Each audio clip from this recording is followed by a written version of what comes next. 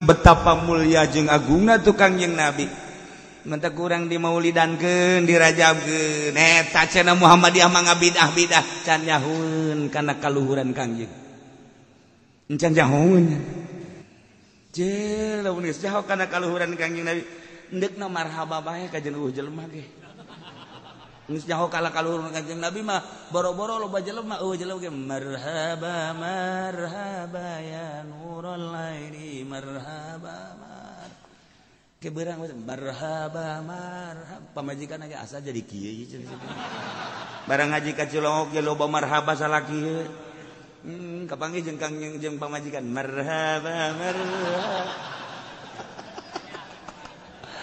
aduh jadi ngagesle cenah ieu Sa'id Abdun qad tamallaya maulai wanjala anhul hasinu ya Allah Allahumma ighfir li dhunubi ya maulai wadkhulil jannah ta'ala ya Allah fika ya badrun tajalla ya maulai falakal wasful hasinu ya Allah Allahumma ighfir li dhunubi ya maulai wadkhulil jannah ta'ala ya Allah. Padahal maulah kudu ka Allah lanan ka Kangjeng Nabi bae lamun nyaho kana kautamaan derajat Kangjeng Nabi urang bakal rindu ka Kangjeng Nabi moal cara urang Denmark ngahinakeun ka Kangjeng Nabi moal cara di urang aya nu ngahinakeun ka Al-Qur'anul Karim ulah waka ka Al-Qur'an lanan ka Kangjeng Nabi. Emang Kangjeng Nabi teluhur lain lalagaan emang kumaha Allah teh Gusti Allah memeh nyieunna naon teh kapan kobado kobdotan nyokot heula sagenggeman tina nurna tidinya dicokot ku Gusti Allah dijadikeun nur Kangjeng Nabi Muhammad sallallahu alaihi wasallam. Nur Kangjeng paheulana dicokot tina nur Gusti Masya Allah. Eta nur Kangjeng Nabi teh dibagi nu hiji dijadikeun dunya nu hiji dijadikeun aras nu hiji dijadikeun pena nu hiji dititip-titip jang wujud Kangjeng Nabi Masya Allah.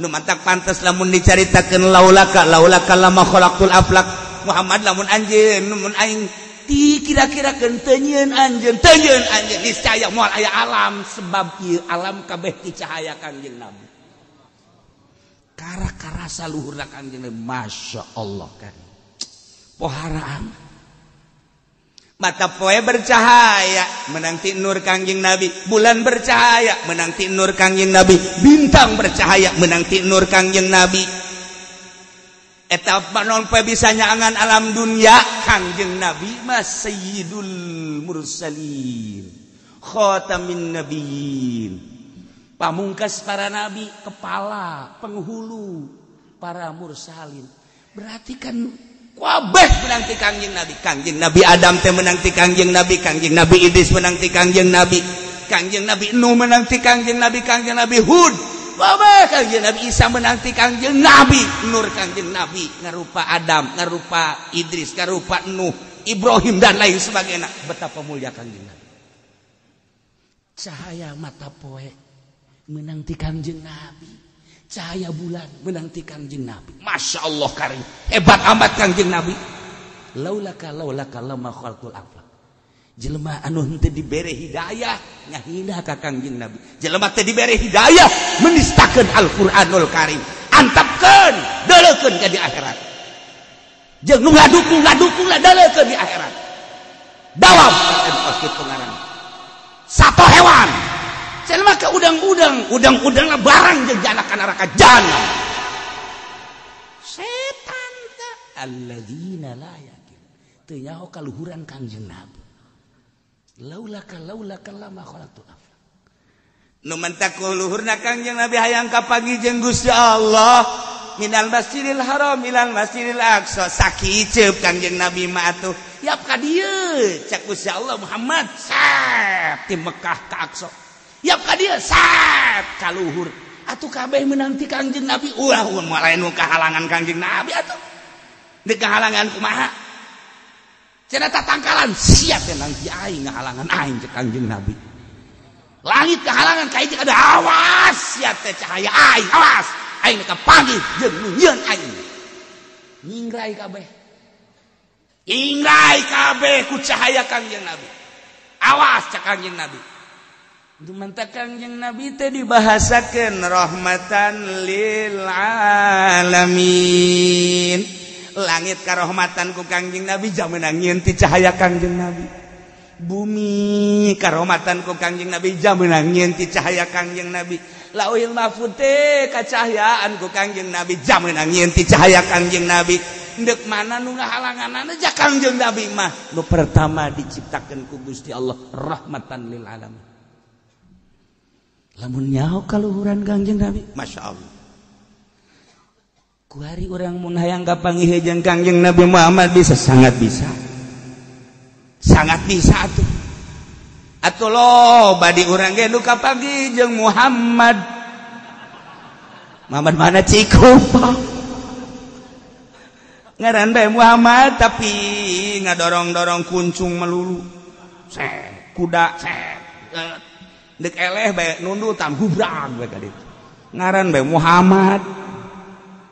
Kangjeng Nabi Muhammad sallallahu alaihi wasallam saha nu sok kapanggih jeung Kangjeng? Jelema nu geus teu nganggap ka dirina aya nu aya Allah jeung Muhammad. Kapanggih sebab diri urang teh meunang nyiptakeun di cahaya Kangjeng. Ketika nu neko-nekona geus eueuh ngahiji jeung Kangjeng iraha hayang kapanggih jeung Kangjeng. Saha eta? Wali-wali Allah Subhanahu wa taala. Cacak-cacak di Jakarta eueuh wali Allah, di Kerem Gusti Allah. Cacak-cacak di Banten eueuh wali Allah, dikempakeun ku Gusti Allah. Cacak-cacak di Bandung eueuh wali Allah. Di Surabaya eueuh wali Allah. Yakin dibalikeun ku Gusti Allah. Untung masih keneh aya wali-wali Allah Subhanahu wa taala. Kiai bejaan coba cenah wali saha atuh ambalaya aya wali kota wali mujbir ada waliullah mah lah ya ariful wali lal wali ngan aya teh nu batak cukup Gusti Allah atiullah wa rasulah nurut baraneh kabeh ka Allah jeung Rasul Allah. Nu mantak urang kudu nurut ka Kangjeng Rasul, urang teh nyaho ka Allah meunang ti Kangjeng Rasul, urang nyaho salat meunang ti Kangjeng Rasul, nyaho puasa meunang ti Kangjeng Rasul, nyaho ieu bangsa riba ti Kangjeng Rasul. Ieu teh nyaho urang perbudiahan, permuamalahan, permunakahatan, perjinayatan kabeh meunang ti Kangjeng Rasulullah. Muhammad sallallahu alaihi wasallam betapa mulia jeung agungna tu Kangjeng Nabi. Mentek urang dimaulidankeun, dirajabkeun. Eta cenah Muhammadiyah mah ngabidah-bidah can nyahoeun kana kaluhuran Kangjeng. Encan nyahoeun. Cenah Persib mah tilok. Aing bola tah mah ajat sudrajat. Teu nyahoeun jadi kaluhuran Kangjeng Nabi. Lamun geus jauh kana kaluhuran Kangjeng Nabi endekna marhaba bae ka jeung eueuh jelema ge.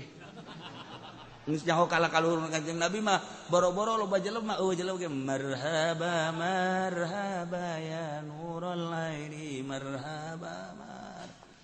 Ke beurang marhaba marhaba pamajikan ge asa jadi kieu cenah. Barang ngaji ka Cilongok ge loba marhaba salaki kieu. Kapanggih jeung Kangjeng jeung pamajikan marhaba marhaba. Aduh jadi ngagesle cenah ieu. Nah gitulah keutamaan Kangjeng Nabi urang Kangjeng Nabi Muhammad sallallahu alaihi wasallam. Urang meunang diciptakeun tina nur Kangjeng Nabi. Tinggal dibuka-bukakeun ku urang sorangan sebab urang diberi ikhtiar. Bukakeun aya nur Kangjeng Nabi. Mantap ketika orang maca sholawat langsung. Urang datang bae ka Madinah teu puguh teu garuh. Ceurik heran. Urang barang datang ka Madinah masyaallah langsung ceurik. Kula nanya, saya cari kuna suku katijak ya kan hajikan si aing ngagungkeun Kangjeng lain suku orenganannya nama urusan anak katinjak ku orang Arab ayah bae tolol tak budak aya pergi jelema aduh terenyuh hati orang tepuguh teu gari kunaon merasakeun aing nu jauh ti Indonesia bawa dosa ka dieu kok bisa kapanggih jeung Kangjeng diyakinkeun Kangjeng mah teu maot nyanakan ningalikeun isin amat ku isina ka Kangjeng Nabi urang langsung kerucut cai mata jauh aing ti Indonesia aing maksakeun susah sebenarnya mati ku cintana ka Kangjeng ngan sakadar mawa dosa mata dosa ceuli tetapi aing nu pinuh ku dosa bisa kapanggih jeung Kangjeng betapa luar biasa sedengkeun Kangjeng kan janji man zara qabri wajabat syafaati sahaja lamun nu ziarah ka kuburan kaula sabada maut kaula wajib menang pitulung kaula betapa urang bakal ditulungan ku Kangjeng Nabi karasa ka jero jantung masyaallah nikmat amat padahal malamun nginget-nginget di imah mah horenganan eta kemunggah hajina saparona ngahutang balik ti ditu kabayar tah moal ya Allah ya Rabbi nah ngurucut agung Kangjeng urang salam boro-boro di Madinah atuh di dieu assalamualaikum ya Rasulullah dijawab alaikussalam emang pan bisa kos kitu Kangjeng Nabi makan teu kalah ngan kunaon jak kabeh ge pendeta nu Kangjeng Nabi ketika aya suara assalamualaikum ya Rasulullah ngan tetep adab-adabanana make malaikat pan malaikat bah lamun malaikat dideleukeun nu aslina ka urang ye nyana sukuna di 7 lapis bumi ieuna di 7 lapis langit gede atuh leutik jasa dunia urang salam adab-adaban assalamualaikum ya Rasulullah ku malaikat disampaikan tek nyana henteu indit ya Muhammad salam teh tisa ieu teh Haji Pendi inditkeun bau cek malaikat kok di teu puguh maksudna salam teh naon nyana yang berkat apa asli urang aja selawat Allahumma sholli ala sayyidina Muhammad wa sallam terima ku malaikat langsungkeun ka Kangjeng ieu sa salawat di saya bejakeun oh bagus ya bae Masya Allah lamun urang geus bisa ngabayang-bayang model kos kitu moal hayang eureun maca salawat indah amat orang ka aku urang ku Kangjeng sebab aya nur Kangjeng Nabian di awak urang eta henteu terbuka sote nur Kangjeng Nabi teh ieu teh aku nafsu urang teh macem-macem kapan di awak urang nafsul lawamah kemudian aya nafsul mardiyah aya nafsul kamilah aya nafsul ammaratu bisu nah aya anu endeu kapanggih bae nafsul mardiyah jeung Kangjeng Nabi nafsul kamilah tapi nafsul ammaratu bisu ngahalangan nafsul lawamah ngahalangan tinggal perang tinggal kumaha bisana urang ja urang na mati nur Kangjeng Nabi nu mantak lamun urang bersih tina sakumaha gangguan lamun Kangjeng Nabi bisa Isra Mi'raj atuh makhluk nage atuh hamba nage atuh umat nage atuh bisa cara Kangjeng Nabi ai eta Kangjeng Nabi barang keur Mi'raj ka pagi jeung nu keur ayun-ayunan handapeun aras Kangjeng Nabi nanya manua ya Jibril eta teh umat anjeun Uwais Kurni nya nama istirahat di hadapan aras ayun-ayunan Kipu Dolima kapan dicitra eta kelas kiai atau komo kelas lain kiai nama citra Masya Allah nah iyalah ketika Kangjeng Nabi nyaritakeun tentang Allah tentang dirina diangkat jadi rasul tentang wahyu Al-Qur'an kan kade kula teh diangkat jadi nabi ya diangkat jadi rasul ya kumaha jawabanana para musyrikin Muhammad ai maneh ngaku nabi mah babari maneh ngaku bahwa Al-Qur'an teh wahyu gampang tamah tapi coba Muhammad saurang bae hudangkeun ku anjeun tah Qusay bin Kilab kudangkeun sanggeus kudang nyanangke ngomong tah dulur Muhammad teh ieu teh nabi Allah utusan Allah tuturkeun ku maneh aju ka jero kuburan aing kakarak daek nurut teu kira-kira eta boga kahayang jeung pertanyaan teh lamun encan nu paeh dihudangkeun moal aing mah iman ka sia Muhammad tah jeung nu lain-lain deui coba tah inong urang kepala urang tah Abu Jahal CS hudangkeun ku dia Muhammad lamun dia geus bisa ngahudangkeun Abu Jahal kaluar deui aju ngomongnya ngaing bakal iman ka dia kasurpan rangkas masalah ya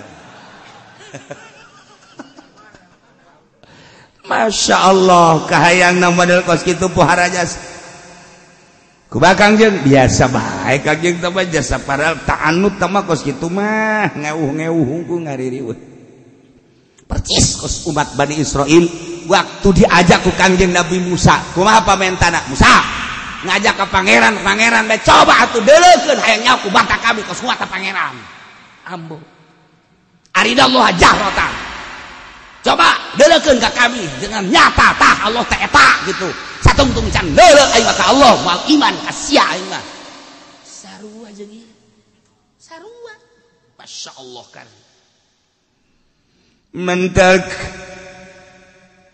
walau alimallahu fihim khaira lamun nyahoeun Gusti Allah ka para musyrikin munafikin khairan bagus solahan tegesa beres rapih bisimail hakalawan ngadengekeun Al-Qur'an ngadengekeun bener la asmahum niscaya Allah bakal ngadengekeun ka manehanana yakne kulantaran geus aya di ilmu Allah bahwa manehanana teh eueuh kahadean sanajan dikukumahakeun ge tetep teu daekeun ngadengekeun Al-Qur'an atuh ku Gusti Allah teu bere daek ngadengekeun Al-Qur'an jageus nyaho dina ilmu Allah bahwa nyana teh sanajan kukumaha ge teu daekeun narima kana bener kulantaran teu daekeun narima kana bener ku Gusti Allah teu dibere daek ngadengekeun Al-Qur'an geus jelema-jelema nu teu daek ngadengekeun Al-Qur'an teh geus nyahoeun Gusti Allah eta teh bakal dicilakakeun ku Gusti Allah. Nauzubillah min zalik wa min zalik. Komo datang kadinistakeun Al-Qur'an. Sing kudu boga keyakinan kana kabeneran Gusti Allah. Ndek uji keyakinan mah cara ki halaj. Kumaha ki halaj? Sanajan dibunuh tetep Allah. Bilal serem Allah Allah Allah seret Allah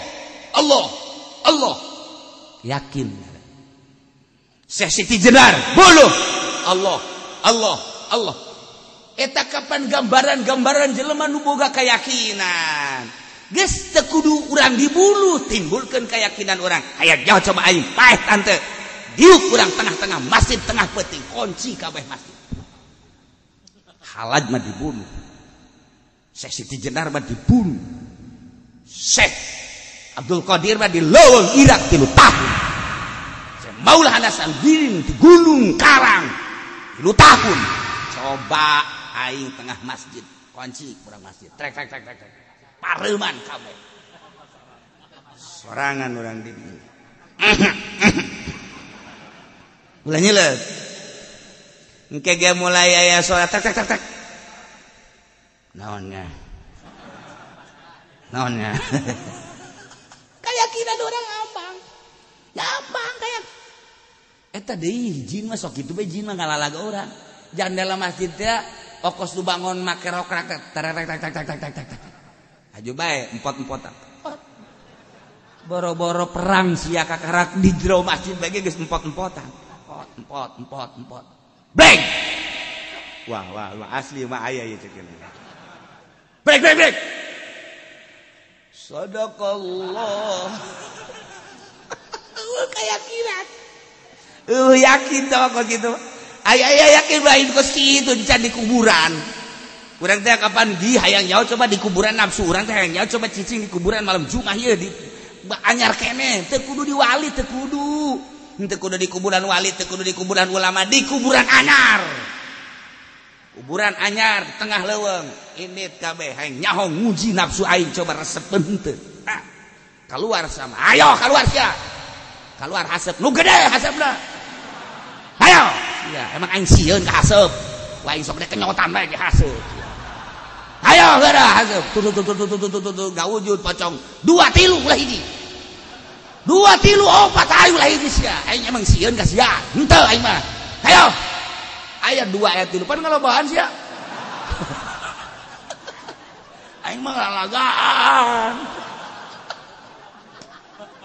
boga keyakinan itu jadi wali bae urang bubu cicing tengah peutingna ge zikir ngesieun bae moal jadi wali naon sabab nafsu lain ka Allah urang berarti urang kemanusiaana terlalu tinggi kene lamun geus geser sia teh aya cahaya kangjeng nabian kangjeng nabi mah tuh di luhur Jabal Nur sorangan sia wanieun kangjeng nabi mah sia awak aya nur kangjeng nabi manya teu wani hayo sia paksakeun hayo wanikeun ka kuburan wanikeun teh sia teu nanaonan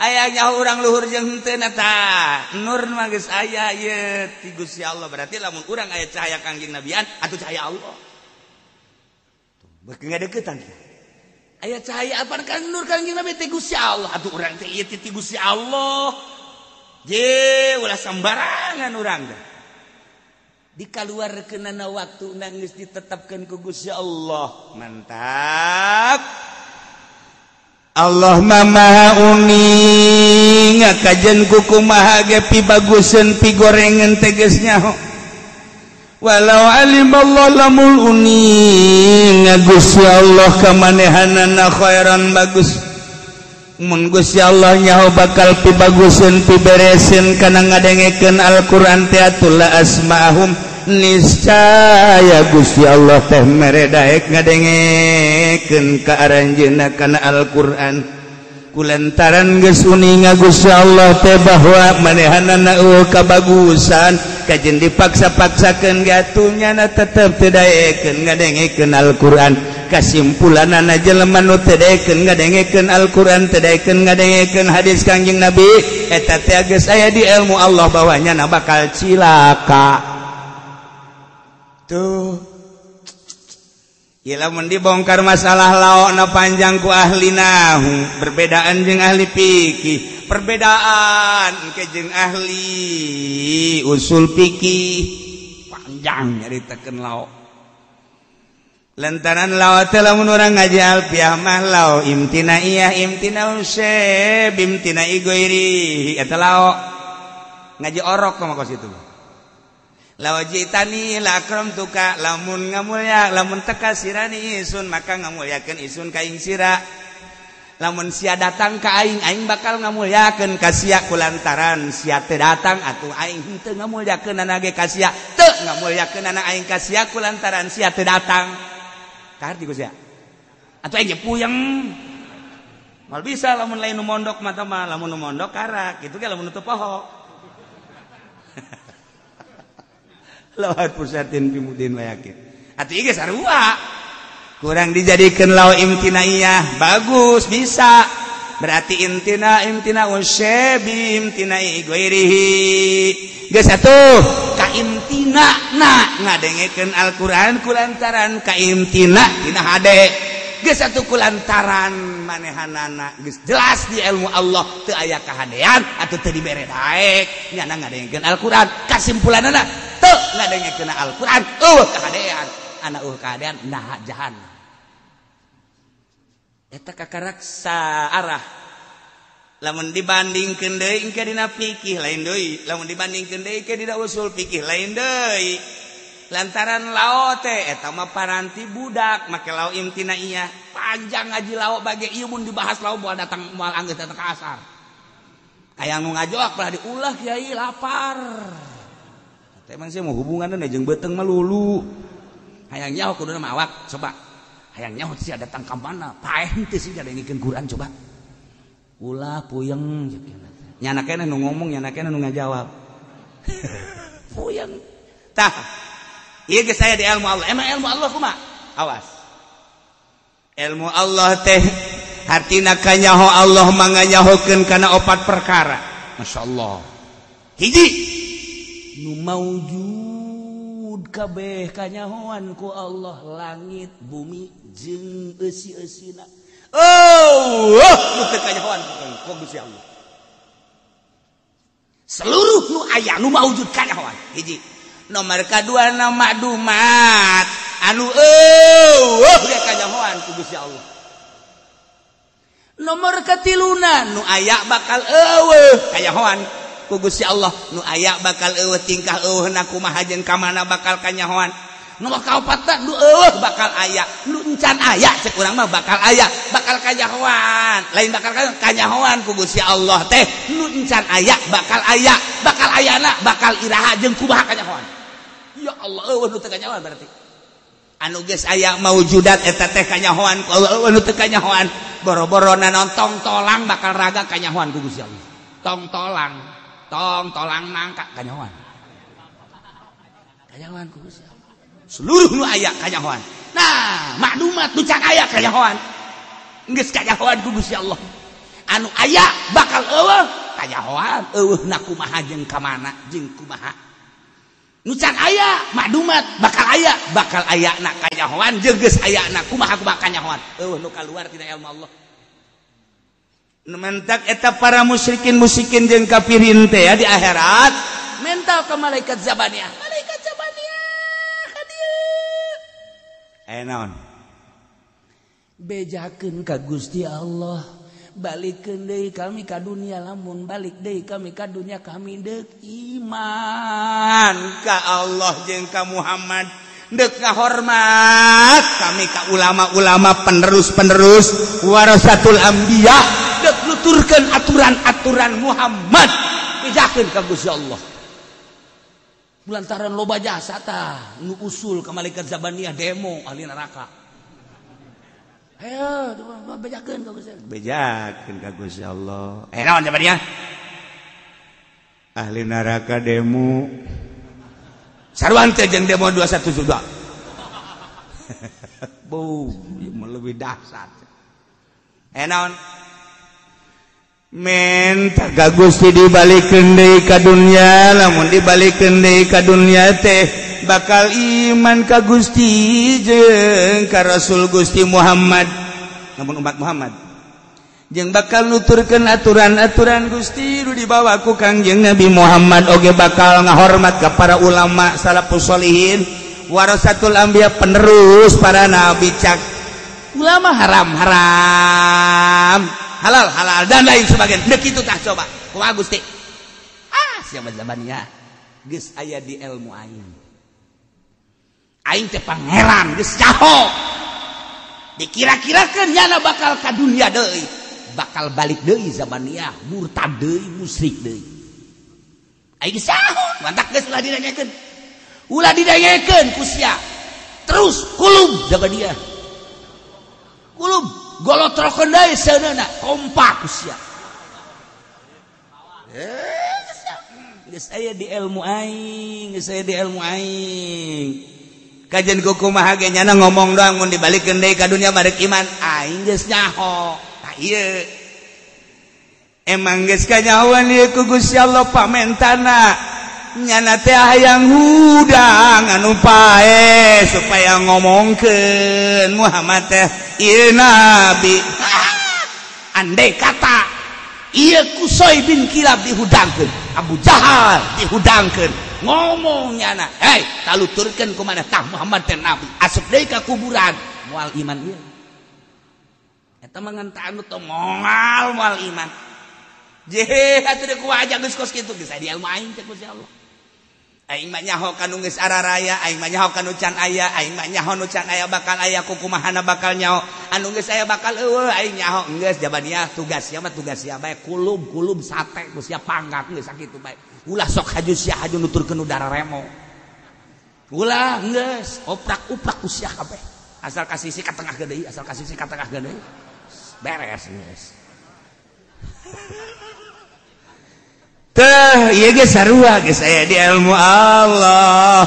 jadinya teu ngadengekeun Al-Qur'an bahkan menistakeun Al-Qur'an eta teh kunaon emang geus aya di ilmu Allah bahwa nyana kahadean anda kahadean teu ngadengekeun Al-Qur'an anda teu ngadengekeun Al-Qur'an kahadean jahannam.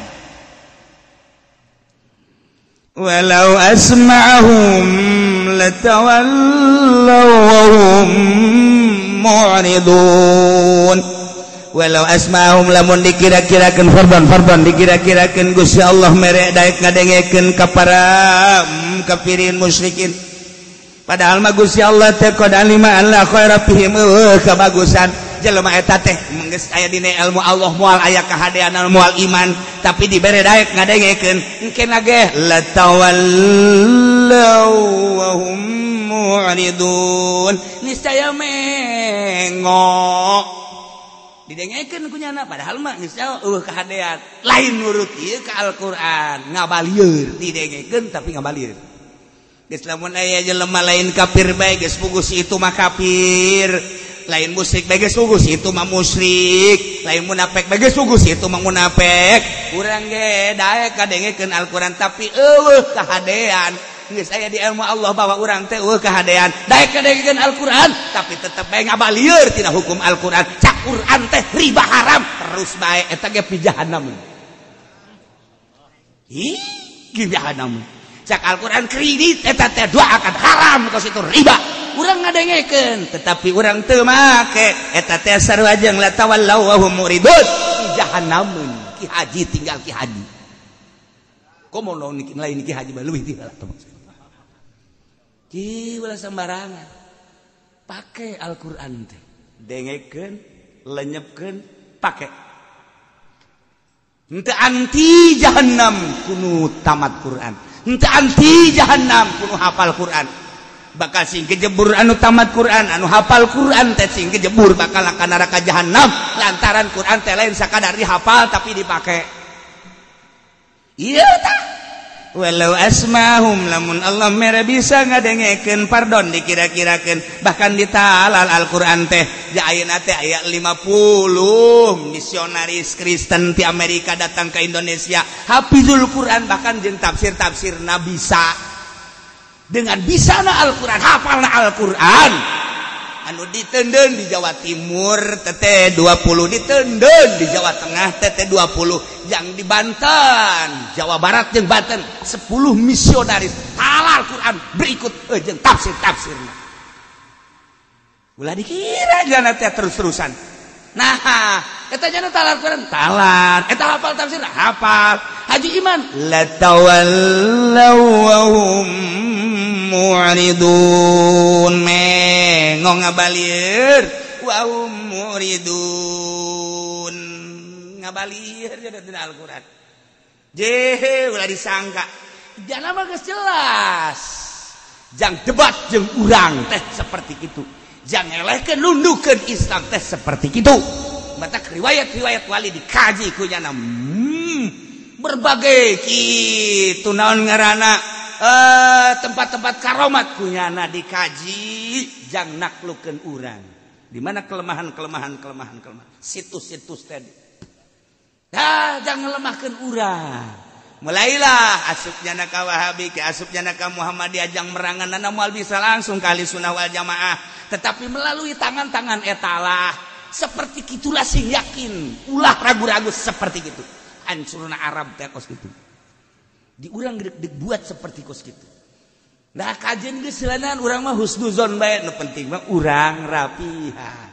Ieu mah urang geus sarua bae maca Quran tamat deui tapi perubahan bahkan ditalar Al-Qur'an bahkan katalar Al-Qur'an teh horenganan jadi alat pake neangan dunia bahkan pake baling pake korupsi atuh sarua bae ieu ge walau asma'ahum latawallaw wa hum mu'ridun na'udzubillah min mudah-mudahan orang kabehan dibere sehat dibere benta mata hati orang dibere teger keyakinan jeung iman orang sehingga orang dibere daek ibadah ke Allah dengan mantap di akhirat orang ngahiji jeung para mursalin para nabiin para waliin di bawah bendera kangjeng Nabi orang kangjeng Nabi Muhammad sallallahu alaihi wasallam bi barakati ummil Quran al-Fatihah. Al-Fatihah.